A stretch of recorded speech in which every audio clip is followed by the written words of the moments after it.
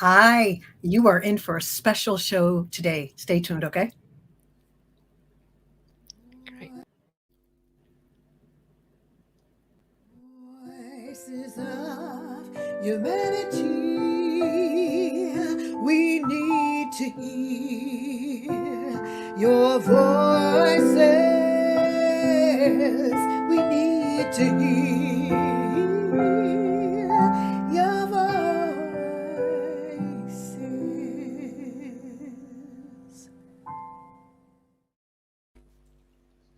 A warm welcome to Voices of Humanity at prconnectionsradio.com, the voice of new media. I'm your host, Sandra McKechnie. It's great to be here another Friday with you. We have an amazing guest for you. As you know, this video podcast is fueled by double consciousness. Double consciousness has to do with two streams of thought, two social identities, and it has very much to do with the people that have gone through the trans-Saharan trade, apartheid, colonizational imperialism, and so on, and how they show up in the 21st century. And we're going to delve into some of that. I'm going to read this amazing lady's her bio. Welcome, Fenella. Yay! Hi. How you doing? We've had some special times meeting together. Great. Yeah. We I'm have. looking forward to it. Yes, this is going to be good. We've met before and we've kind of mulled over some of this, and we're just going to give you some real content here today that is really a learning opportunity for all of us. It really will be. Fenella Trevillion. Fenella is an executive and career coach. Fenella brings a racial justice stance to all her work. It is reinforced by a commitment to anti-oppression, social and climate justice. Fenella's work is influenced by systemic mindfulness and somatic coaching. There's a lot here, and I'm just going to cover some points. I'm chewing my tongue here as I talk. Her knowledge base and skill has been informed by a master's in public services management, and more recently, her master's in coaching and behavioral change. She currently coaches clinicians, executives, care staff, and managers at all levels in organizations, and is a coach supervisor for her coaching associates. Added to this, she has recently co-developed and co-facilitated a series of workshops on working with difference, exploring race. This is alongside co-facilitating a group exploring white privilege through using a mindfulness framework. This is amazing. All right. During the lockdowns in 2021, she and her partner developed a workshop using mindfulness, movement, and coaching to provide a generative space for the participants to explore uncomfortable issues. This is currently being furthered, developed to use in their work on climate justice. Fenella's early life was spent in South Africa. This was a formative experience. It provided the basis of her racial, social, and climate justice values and includes a commitment to understanding and the dynamics of power, equity, and diversity. Her further and higher education took place in the UK. She lives with her partner and has 2 adult children, loves learning, reading, yoga, and cycling. That is Fenella. That's a bit anyway about Fenella. Wow. Would you like to tell our listeners just a little bit more about where you're at now? Wow. Yeah. So I'm busy doing really a combination of coaching. And when I said clinicians, it's predominantly doctors who are in training. And then I do supervision. So I'm running some supervision groups. That's one particular one is supervising people who are themselves coaching in a large organization, and various other kind of different coaching-y training and supervision things. That's alongside my other things like cycling. A bit of kayaking, not right now, though. It's a bit cold for that. Right. Yeah. Well, okay, so we're going to get down to the meat and potatoes. Or the ackee and saltfish, curry goat, stew peas. But we're going to talk a little bit about growing up in South Africa apartheid. and I would just wanted to know, because we're going to tell you some stories. I have my stories in terms of how anti-bias, anti-oppressive lens that I look through and I coach through, and what happened to me that I happened to, as we say, I woke up. What did that look like? In terms of that dissonance and that sort of that discomfort in the mind, and what came to me, in other words, what was I filing in my filing system cognitively for a lot of years. So we're going to share a few stories, Fenella and I. But I wanted to just let our viewers know what that looked like growing up. So quite something in many ways. I grew up from the other side of what your experience was, of course. So there I was, a white person with white privilege in a domain of white supremacy, which was actually embedded in the law. And that's a very significant thing, and that's what apartheid was. It was embedded in the law. So there's obviously white supremacy in many other places, but the fact that it was embedded in law was really huge. So what I saw was kind of that law kind of everywhere. So the sense of the state was really huge. And so whatever you saw, so whenever you saw the police, it was something to be frightened of, really scared of. And the kinds of things that I quite often saw were particularly Black people being kind of in not a very pleasant way, being shoveled into the back of vans. Often because they didn't have what's called a pass with them. So every single Black person had to carry a pass. If you're white, you didn't have to do that.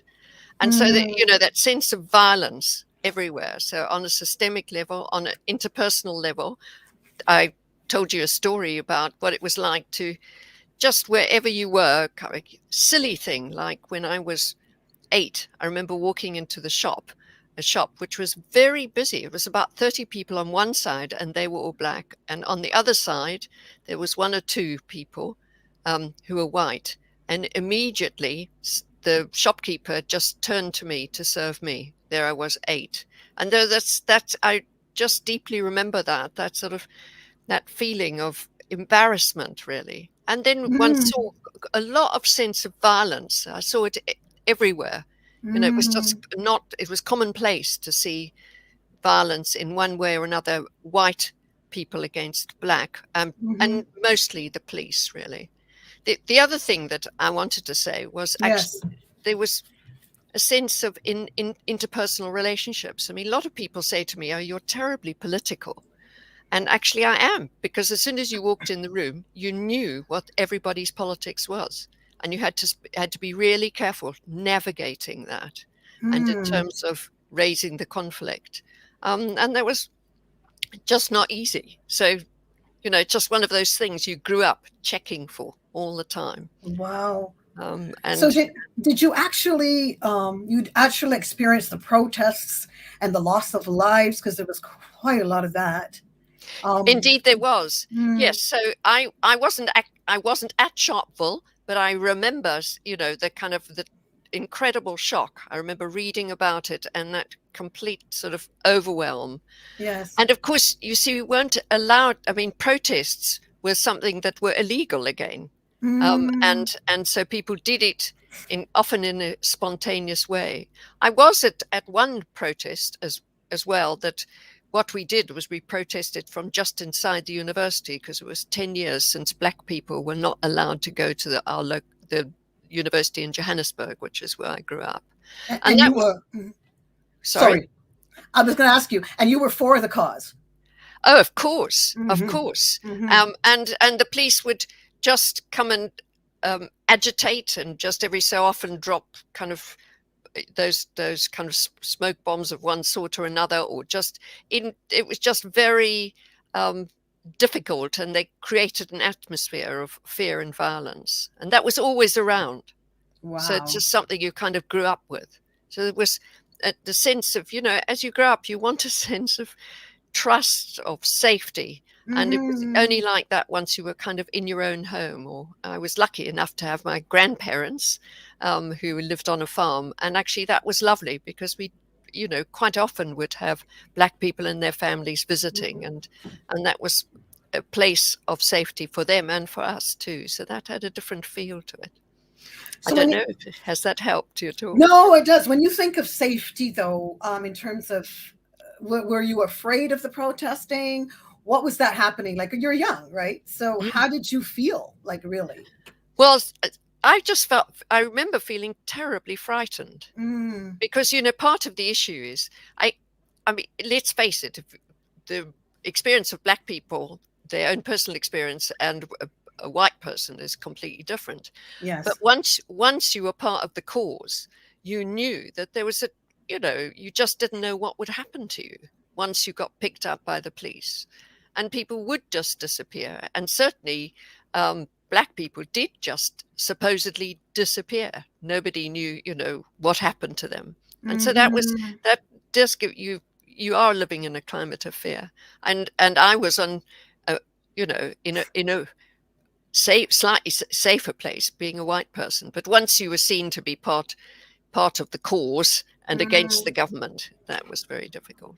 So. Now, were you afraid of the Black people? Were you afraid of the protesting, the whole thing? What would that look like? Well, actually, I wasn't afraid of Black people. One of the things that I think is an important bit in this whole story is actually at a personal and emotional level. I was like many other white people, if not all,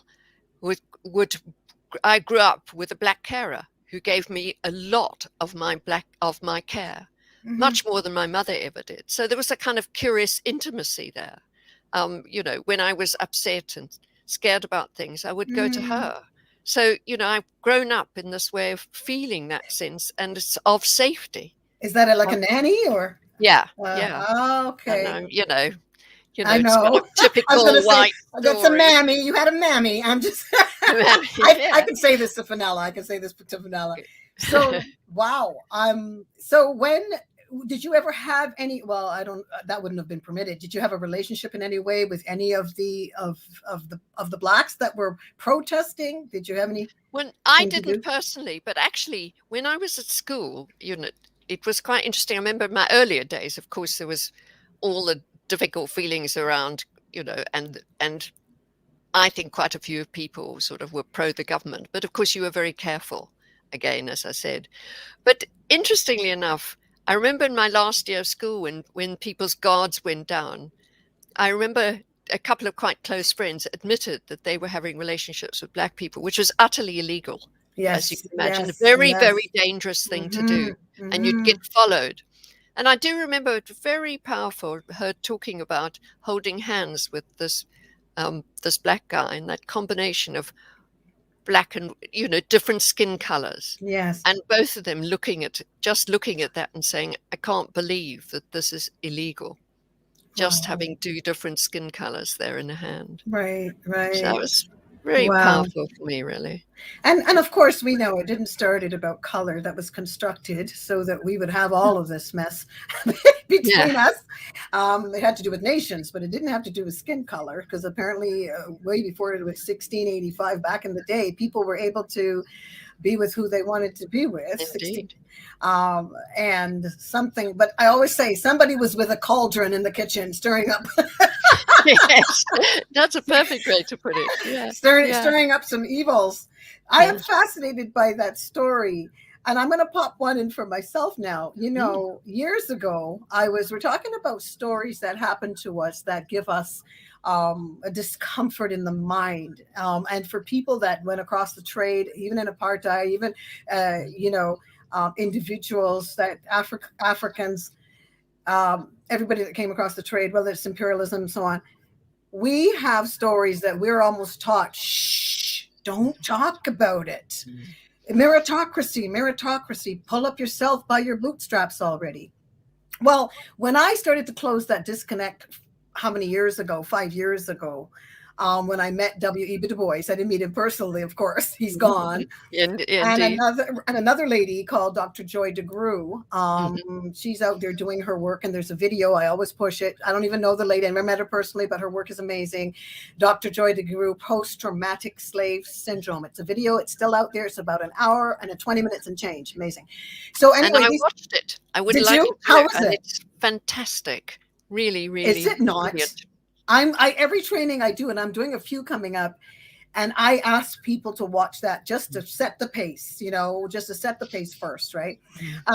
But it's an amazing watch. So one day, I don't know if you guys remember this movie years ago, this movie Ghost, and I was watching it with a friend of mine. It was with Demi Moore, Whoopi Goldberg, and I forget the other gentleman's name. Anyway, Patrick Swayze. Oh, yeah. And he died, and apparently, he was gone. And the Whoopi Goldberg, she was like playing where he died anyway, and his entity kind of went through Whoopi Goldberg to connect with his wife. And there was a scene where Whoopi's a dark-skinned Black woman, and she's, she's just being sensitive to her because it's supposed to be the husband. It's one of those movies. So it's supposed to be the husband just comforting her, because he's in Whoopi Goldberg's character, and he's comforting his wife.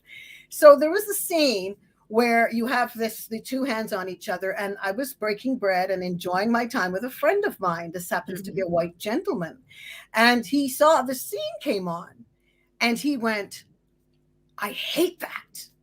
And I'm watching because I know this person forever. We're very close. And he said, "I hate that."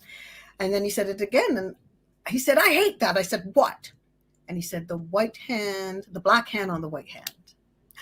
I never forgot it. If he's out there and watching this, you can get in touch with me. We can chat. Yeah. But that scene, I didn't know what to do with myself.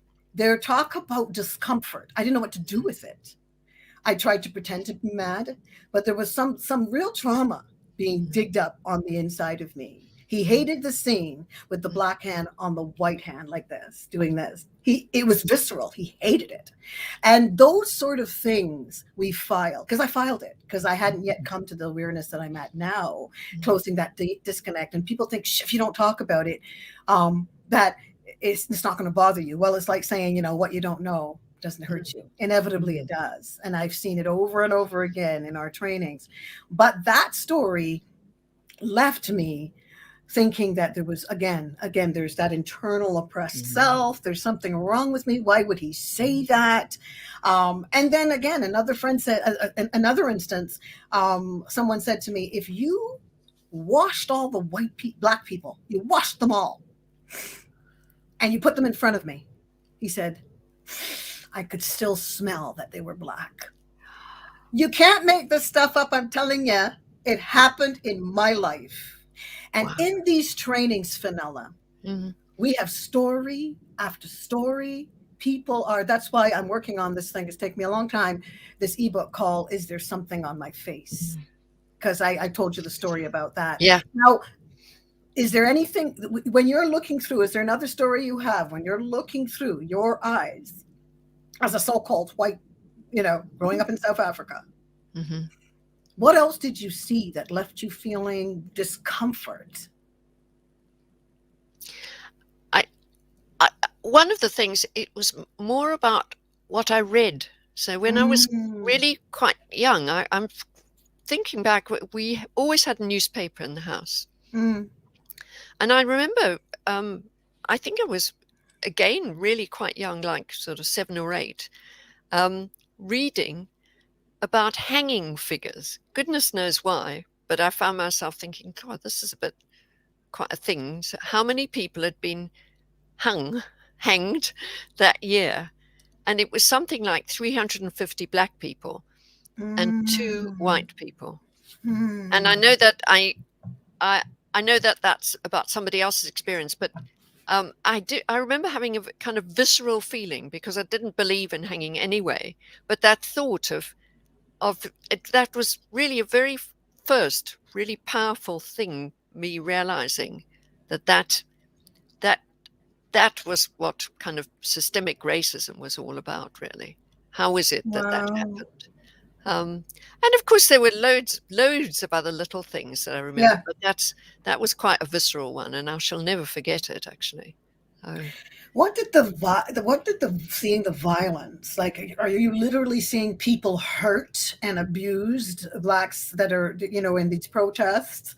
What did you yes. see? Well, often I'm not even talking about protests here. Uh-huh. So of an ordinary day, you might be walking down the street, Okay. and particularly in town, this has often happened in town, and you might see 3 or 4 black people being pushed about and poked, perhaps with guns, Mm-hmm. by the police, Mm-hmm. and you're reasonably sure that almost they hadn't done anything, because you'd seen Mm-hmm. the scene so many times before, and they were just Yes. immediately shoveled kind of with guns into the back of the car. I mean, into the back of these police vans. Mm-hmm.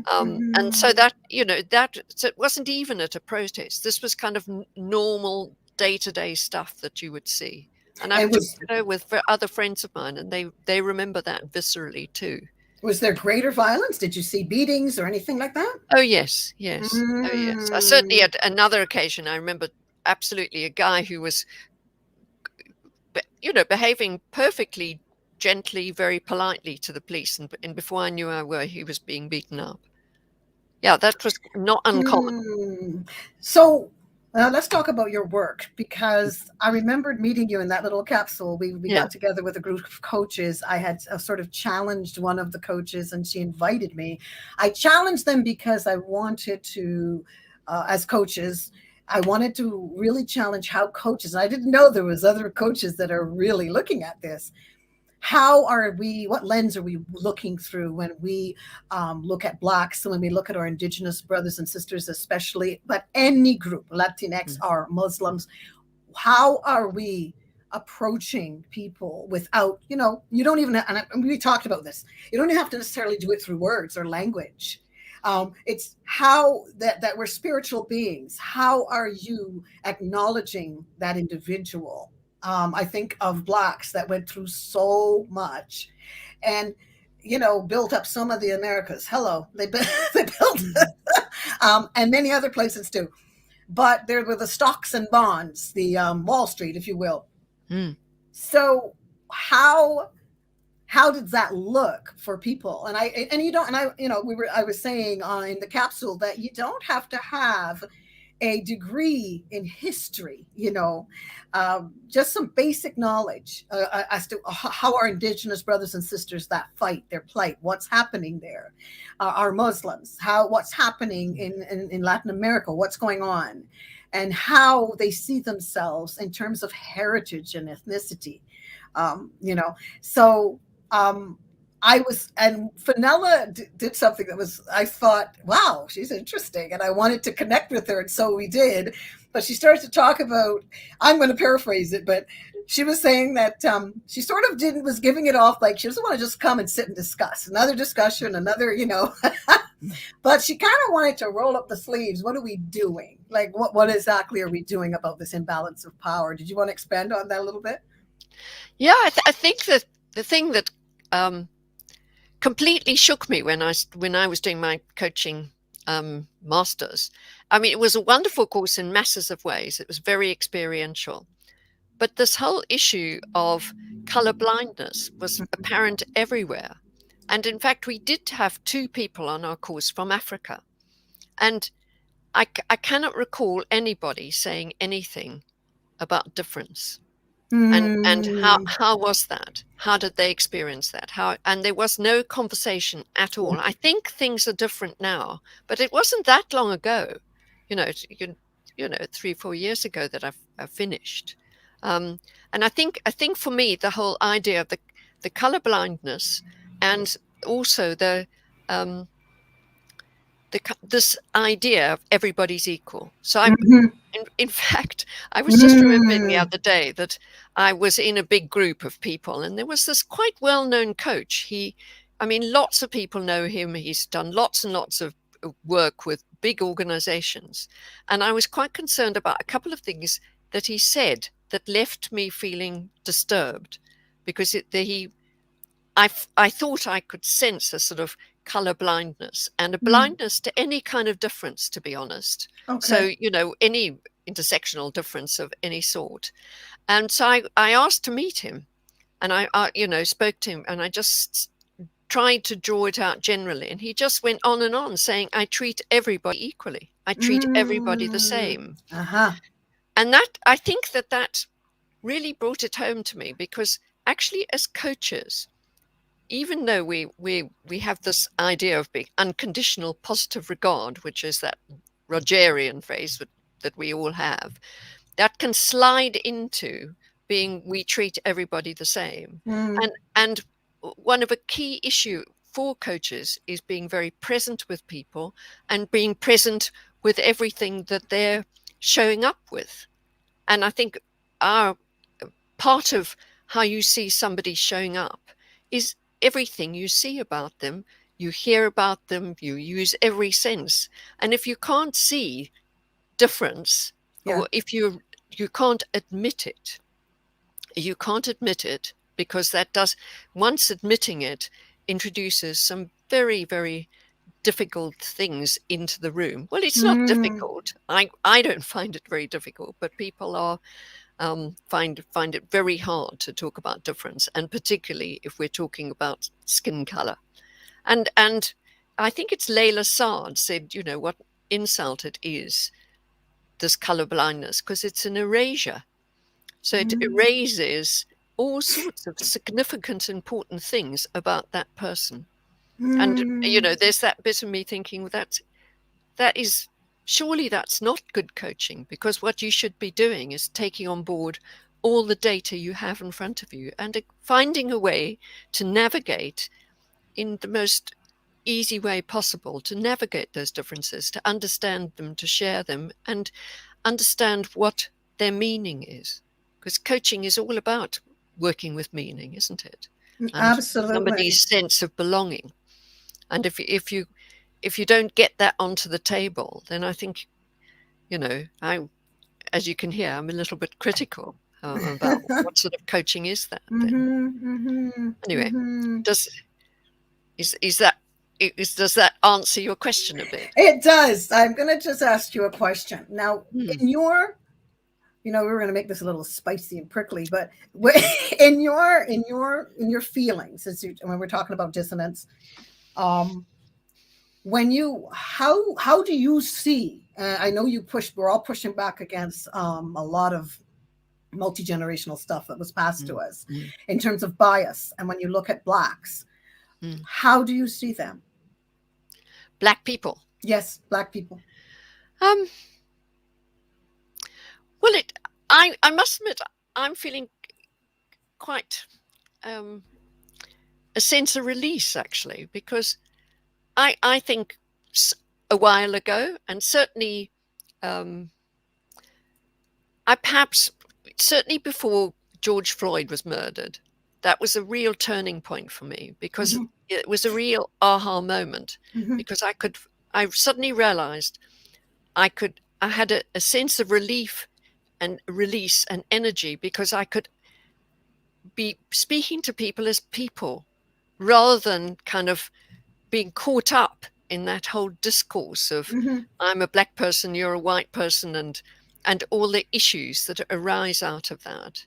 And actually, if you ask, how do I see a Black person, like obviously I see yourself, I notice that difference, and that's all there is. And what that raises for me is something kind of interesting and curious, just about lots of things, people's background, people's heritage, and as a human being, because I think that's the absolute key issue about this, is that we're all human beings, and what we need to do is think about what's our common ground and the excitement of what's the difference. I heard someone the other day talking about sometimes they need a white out, and that literally means, because of the internalized self, the work that I do, and I support people in the areas of social justice and Fenella, some of the things I experience, vicariously, it can make you angry. You have to sometimes I go right now, thank goodness for coaching, and I coach it out with my coach. I will not be without a coach myself.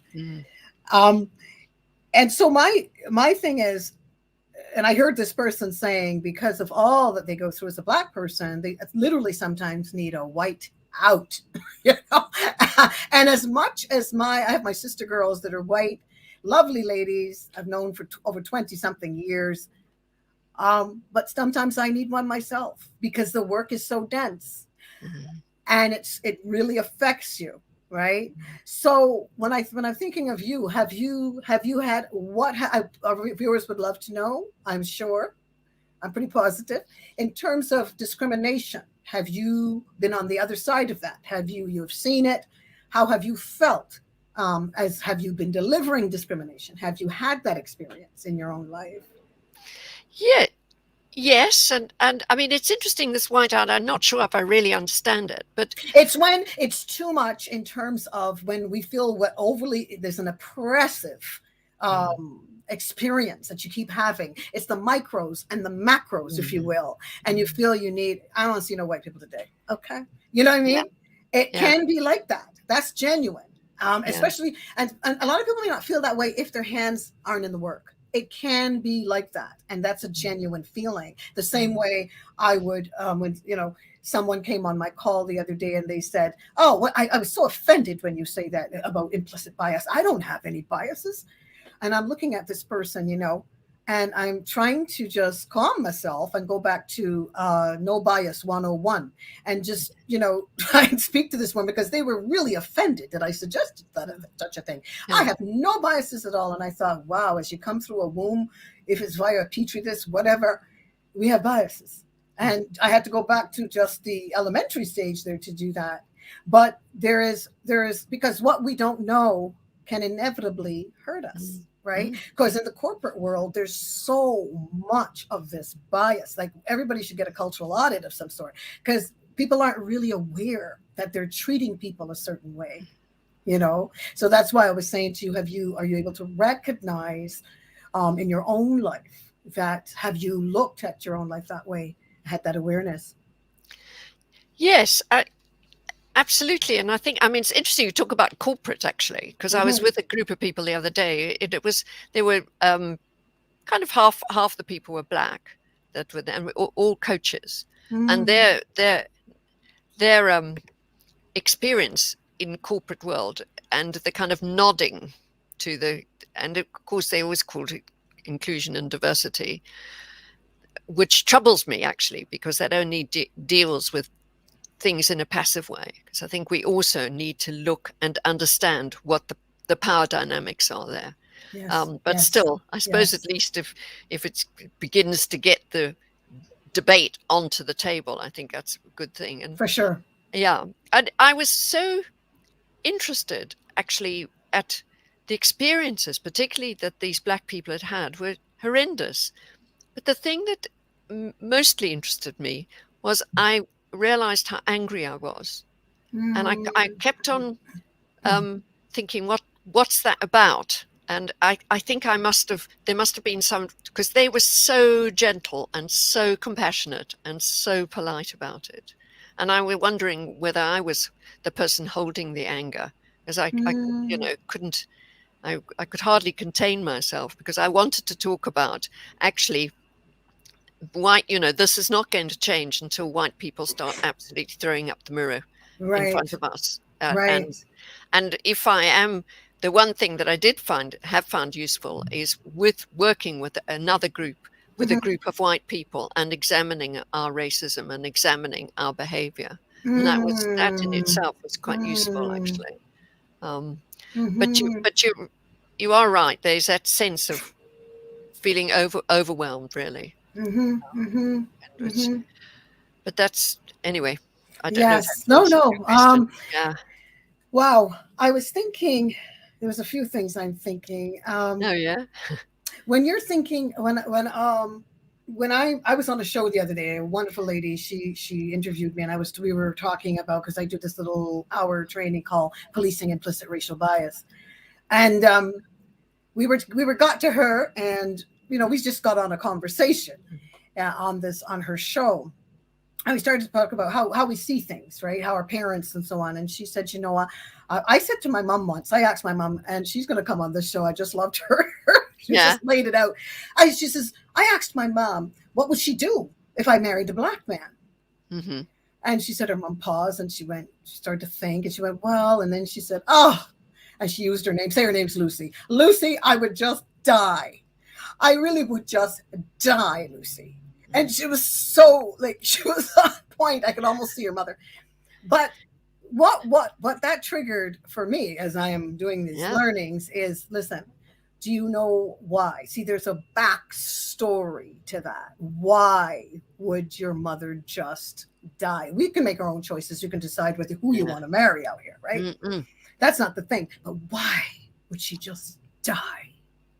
Right? So sometimes what we're experiencing today, so somebody that just saw that didn't have any point of reference, this is what we do in our trainings, to say to people, don't get mad, because you'd be just like, you know, so-and-so, why would you just die? Why would you say that? You're prejudiced, blah, blah, blah. Mm-mm. There's a historical issue there, right? There's something for us to look at so we can close that, get rid of some of that anger, and start to do something about where we are. And one of those, in 1995, there was this amazing phrase, super predator. And it was perpetuated. It was under the Clinton administration, and it whipped up a lot of support for him.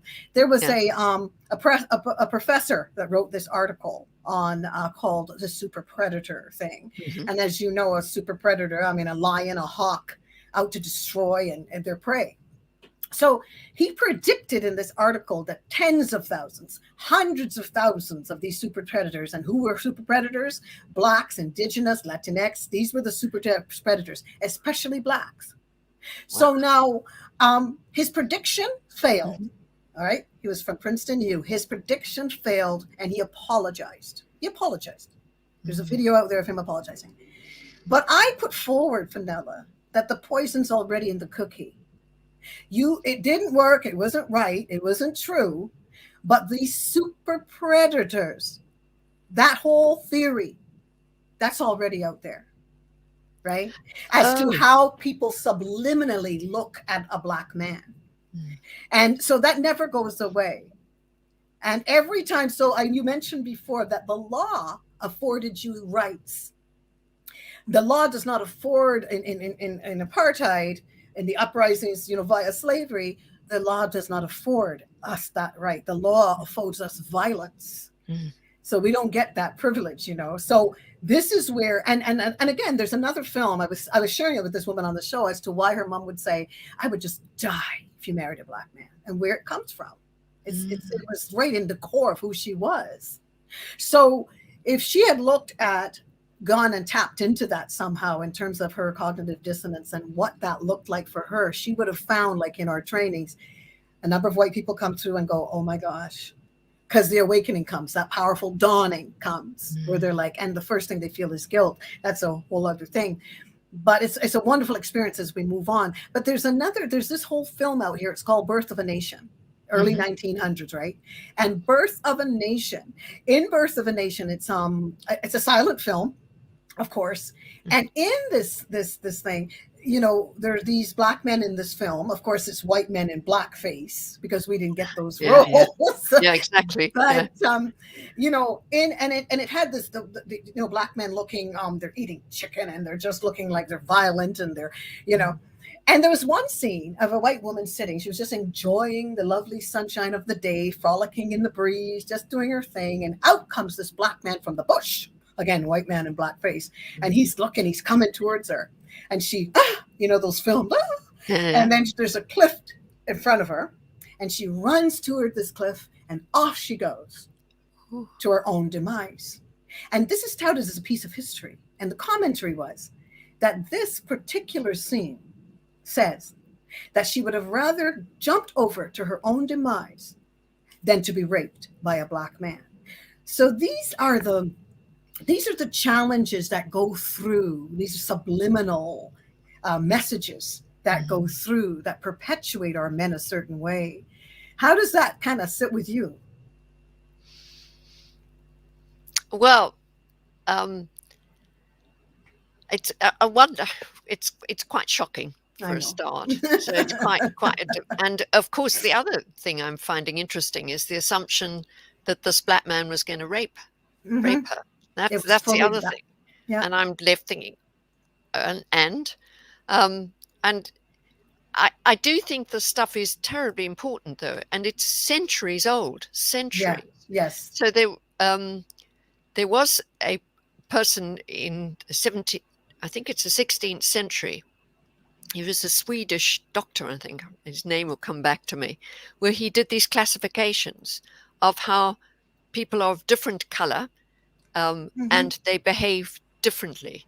And Mm. so a black Mhm. person has a black skin, has big lips, and Mhm. is withdrawn and aggressive, and and so it does all these different descriptions, and these descriptions don't come from nowhere. Where on earth did he sort of find that? He also Yes. talked about yellow people, um, Yes. and red-faced people. Oh, the classification of races. I Yeah. wonder if it was Carl von No, this Linnaeus. was Does that prior. sound Yeah, familiar? sorry. Carl von Linnaeus? Was that him? Yeah. Okay. But actually, this was. I'm just thinking. It was just after the description of the different black and white races. Okay. But I think the part of the problem with that is that these classifications stay with us. Yes. And it's very, very Yes. hard to shake them off, actually. Oh my goodness. Is it Um, ever? yeah. Right? And if we and I love that you said that, because if we are honest about it, it is hard to shake it off, especially we're still talking in black and white, and I'm brown. So it's sort of this idea that, oh, you're marrying something black and white. The story I just give you, the black hand on the white hand, there's this, and I recognize that person that was in my life when I told you about that story. They had this passed on to them. So, when we one thing we tout in double consciousness trainings is it's not your fault, but you can do something about it. We can do something about it. And I was going to ask you another thing, Fenella. When you think, because there's another lady that was in the capsule with us, she'll be coming on the show in March, Sheila. And one of the questions I really wanted to ask was, when you are doing because I'm always thinking, I'm like you, I'm feeling, you get fed up of all the collectives and all of the talk. I'm always interested now in when white people talk about being an ally. That's another thing we should unpack. I know you have maybe a little challenge with that too, but another, when they speak about being allies, and people are definitely doing this work. There's people out here that we've always had people by our sides that are white and just pushing and helping and really genuinely doing this work. Where was I? And then when you think about, I was going somewhere with this. I do this sometimes. What was I talking about? I guess one of the while you're recalling that.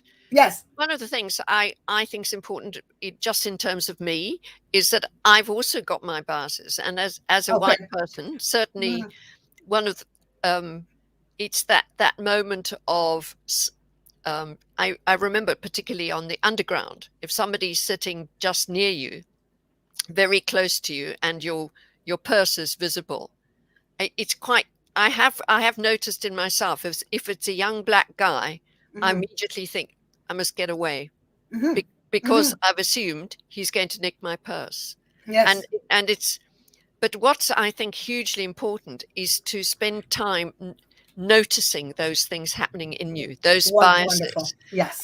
And absolutely. They happened less, but of course they will never stop happening, because that's kind of systemic racism that's in us. But I suppose at the very least, if we're noticing it, I think that's number amazing. one. That's but amazing. There's quite a long journey after that. For sure. But honestly, Fenella, I think besides that, my friend, when I was telling you what she said, that her mother would just die if she married a black man, that was very candid. That's why I want her in the show, because I think some people, even my sister girls, they feel like, oh, they have to defend. No, let's just be straight with me about it. because I felt the same way. I remembered a friend of mine, we went to Dairy Queen.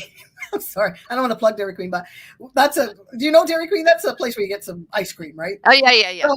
So anyway, we were outside here in Toronto. We went someplace, we went to get something to my girlfriend wanted some. And she, a black lady, sister girl. So we were ended up, and when we got out of the car, it was dark, and it was not a place I might end up at midnight or whenever we went.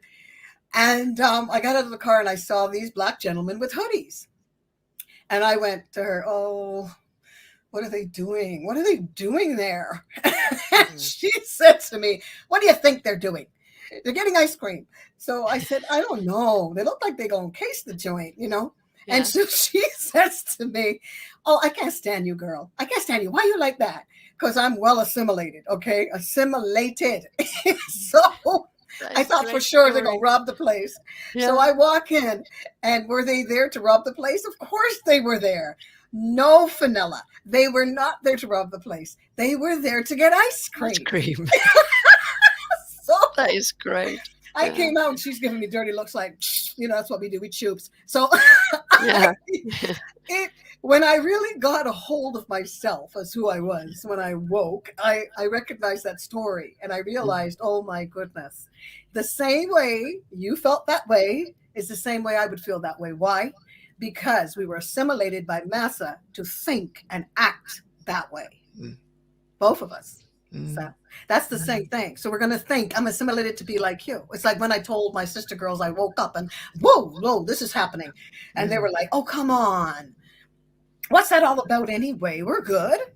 But my response was, we're good as much as I am like you. Right. But when I start to say, hey, I want you to see color, because then maybe you'll get to my nation and who I am and what we are. How beautiful we are, and what the intent was and purpose that we're on this planet. So I love that. I really loved our conversation. I love this conversation because it's one of the two. I've had two. It's yourself and the other lady that have been honest about the fact that, those things, because we've been taught to think this way. Yeah. I've been taught to think it against my own people. You're taught to think it about my group. Yeah. Indigenous is the same. It's interesting how we think. We see someone drunk on the street, an Indigenous person, and we think, look at them. We're thinking all sorts of things, The show I was on, the lady said when she sees people that are homeless and begging on the street, she just tries not to look at it. I'm laughing because it's her show and she was not putting on any ears. So it just hit me as such a genuine response. She's not proud of it, but oh my goodness, we didn't even talk about the coaching, but we're definitely going to have you back. But I was going to say, this is what I was going to say. There's two major things for me. And I think when I understand allyship and people that are doing this work, it's, there's a lot of people out here doing amazing things. And I see them speaking. They've got books they're selling. I am one to caution people on where they put their black dollars. And because to me, people wonder, what should we do? What should we do? Start with putting your black dollars where they should go. So there's certain things I'll say to my people. If you can buy a book written by a black author, right? Buy it. These are practical, tangible things that you can do. We're still a few percent of the top pie in terms of wealth. So make no mistake, that's going to take 290 something years and the world would have to freeze for us to catch up. So, and that's not going to happen. So I'm concerned about where I do that. So that's a doing. So my concern is when I see people, white people on a platform or white people having opportunities is wonderful, but systemic and structurally that privilege was afforded you. So what are you doing? I remember, and a friend of mine said, well, I'm going to be on this platform and I'm going to make a way. If there's somebody I could be doing it with that is of your group or Indigenous or whatever that looks like, I need to bring those people in. Yeah. So I think as I ask you that, what are you doing in terms of the doing at this point? So there's a couple, one of the things, just like you said, is I'm reading out avidly, in and encouraging other people, because that's a really good way to start not to start, but just to keep it live. So one of the things I've done is read quite a lot of biographies or autobiographies by Black people, Okay. and particularly in this country, and also in the States. And the other thing is novels. So I don't know if have you read a book called The Vanishing Half by Britt Bennett? And No. that only came out. It's fantastic. It's about twins. I'll Now write it down. this fits with the other one story. It's about twins who they were identical twins, and they were both born and brought up in a town that had predominantly Black people in it. And they themselves, their skin color was very pale, and one of them passed as white, and the other one didn't. One of the fascinating things about reading this book is, as you read your way through it, I found myself thinking, oh, well, one of them's skin color is darker than the other one. And actually, I heard Britt Bennett interviewed, and she said, no, they were both had exactly the same skin color. So I read into it color. And do you get what I'm saying? Is that through the narrative, the person turned Black. Really? Yeah, it's very clever. But they weren't. They were identical twins. One part. What happened was she went into a shop and everyone thought she was white, and she started thinking, actually, this is quite good because you can start getting things as a white person that I couldn't get as a Black person. So it's a very fascinating story to read. So was it an issue about the complexion was lighter? No, the complexion was exactly the same. Okay. But in terms of the kind of life that the one of the twins that lived a life with Black people, hung out with Black families, hung out with Black friends. The other one passed as white, married a white guy, lived entirely in a white neighborhood. That's fascinating. And you know what happened to them, and there was enormous discomfort. It's quite a complex and many-leveled story. But was it because the other person was so assimilated? They married white. They integrated into a white community. That's interesting. Yes, they integrated into a white community, and the reader starts to imagine that they're completely white, although various things happen that brings you back to, well, actually she isn't, and some Black people moved into the neighborhood, and in fact she led a whole protest about not wanting to have Black people in the neighborhood. Wow. And you're aware that the person is Black when you're reading it? Well, what I was pointing out was that your awareness fades. I think that's amazing. And you start fading with the passing. It was so cleverly written. Love it. It's fantastic. Anyway. It's so interesting. No, Fenella, next time we're probably going to unpack that. But let me tell you something, because I married a white Scottish gentleman. We're not together now. But one of the things that he would say sometimes was, oh, you're not like them. She's not like them. I've heard him say it to other people. Not intentionally meaning harm. But what I really delved into and looked at in the way he was treating me was that you're not Black like them. You're really kind of closer to us in your assimilation. And you're actually quite white. Yes. Yeah. And granted, that's true. Listen, my granddaddy's Scottish, so I own that part. I own that part too. Come on. So that's a part of me. Yeah. But the reality is that you're saying that, no, you're not like them. The way they behave, you're so cultured.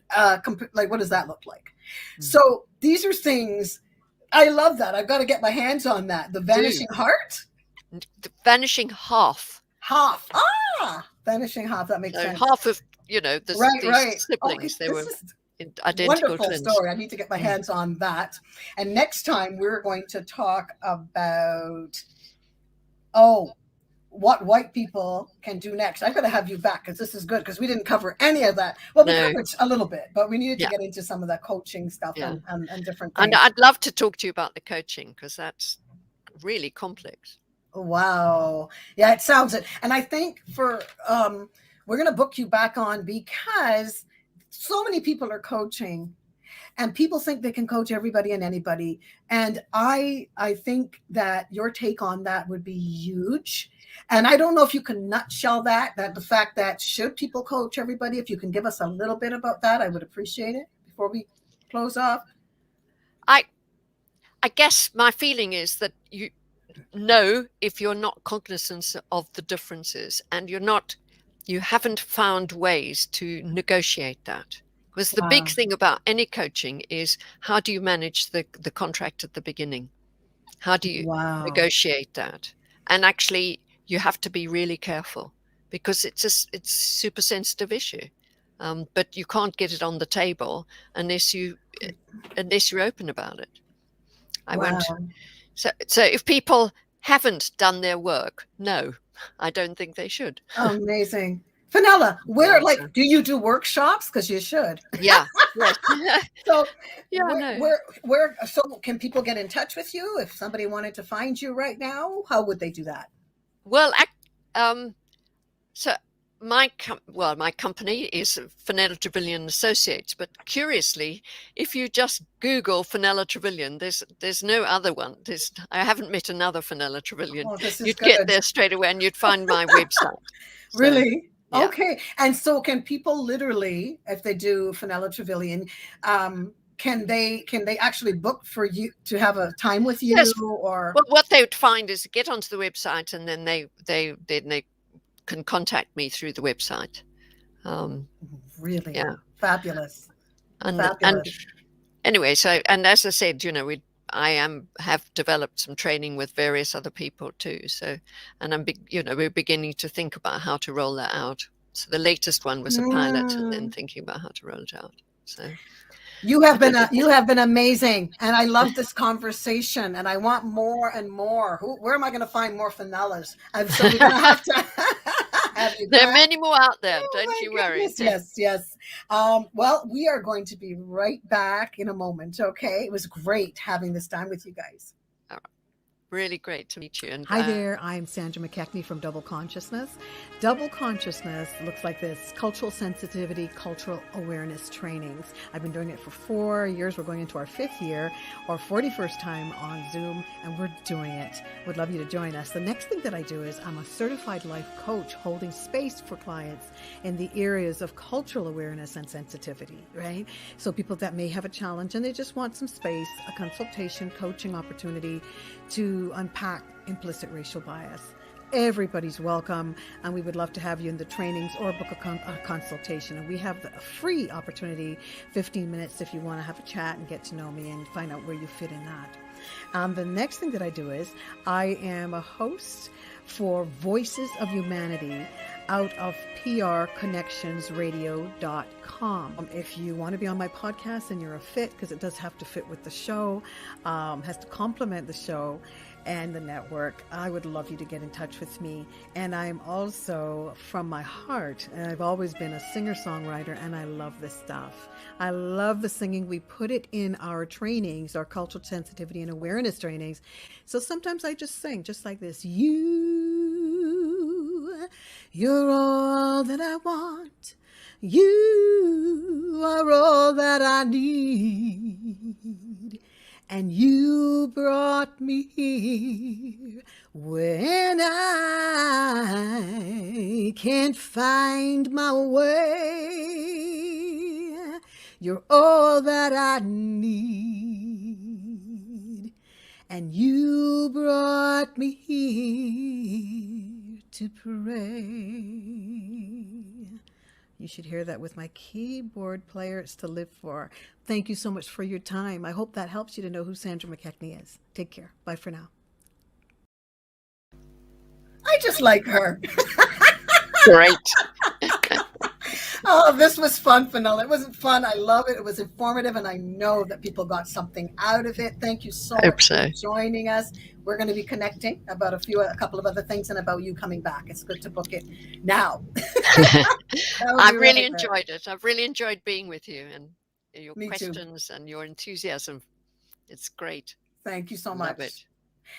To our viewers, thank you for being here. And I know you got something wonderful out of that. It was a great time. Thank you for spending the time. I'm Sandra McKechnie at prconnectionsradio.com, the voice of new media, fueled by double consciousness. This is Black History Month. We have coming up. We have a lot coming up for you in February. And if you want to get in touch with me, doubleconsciousness@gmail.com. And that's 2 B's, okay? doubleconsciousness@gmail.com. Thank you for joining us at Voices of Humanity. Have a wonderful day. Bye for now.